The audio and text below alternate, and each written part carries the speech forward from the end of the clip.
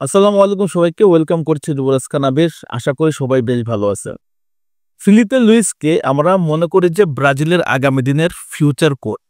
এটা আমরা মনে করি এবং কার্লো আনচেলত্তিকে নিয়ে যখন একটা ধোঁয়াশা ছিল যে কার্লো আসবে কি আসবে না, তার সাথে অনেকগুলো কোচের সাথে কথাবার্তা হচ্ছিল। আবেল ফেরেইরা, জোসে মরিনোর নাম আসছে, তারপর হচ্ছে আল হিলালের কোচ ছিল যিনি, সেটা হচ্ছে জেসুস।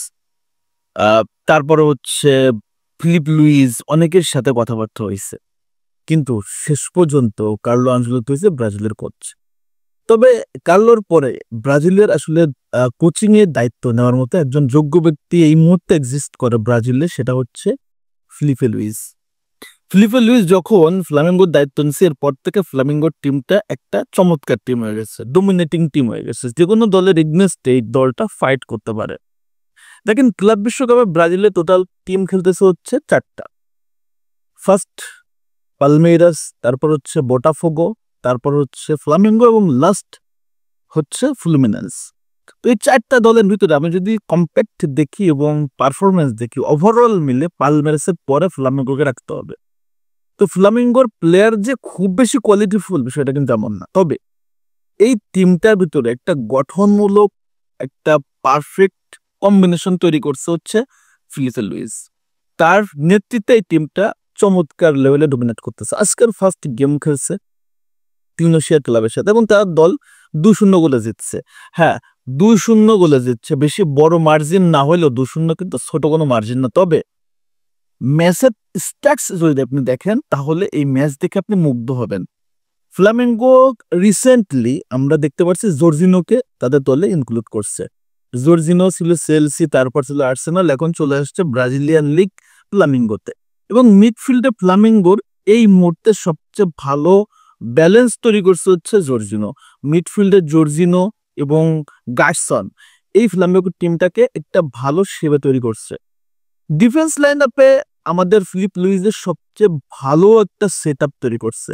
সেখানটাতে দেখেন আমরা ওয়েলসলিকে ইউজ করতে দেখি নাই, দানিলোকে ইউজ করতে দেখে না, আলেক্সান্ড্রোকে ইউজ করতে দেখে না, তবে সে ইউজ করছে কাকে? সেখানটাতে লিও ওর্টিজকে সে ইউজ করছে, আথারটনকে ইউজ করছে।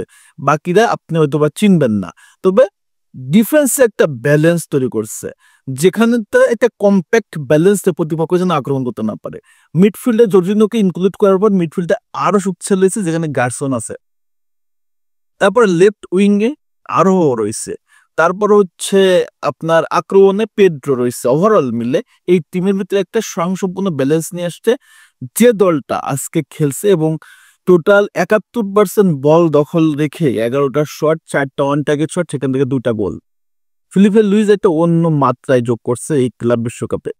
আমি বিশ্বাস করি তার নেক্সট প্রত্যেকটা ম্যাচে সে তার এই চূড়ান্ত ডোমিনেশনটা রাখবে এবং আপনার তার স্টাইল দেখলে বুঝতে পারবেন যে এই টিমটা কতটা ভালো লেভেলে ডোমিনেট করছে।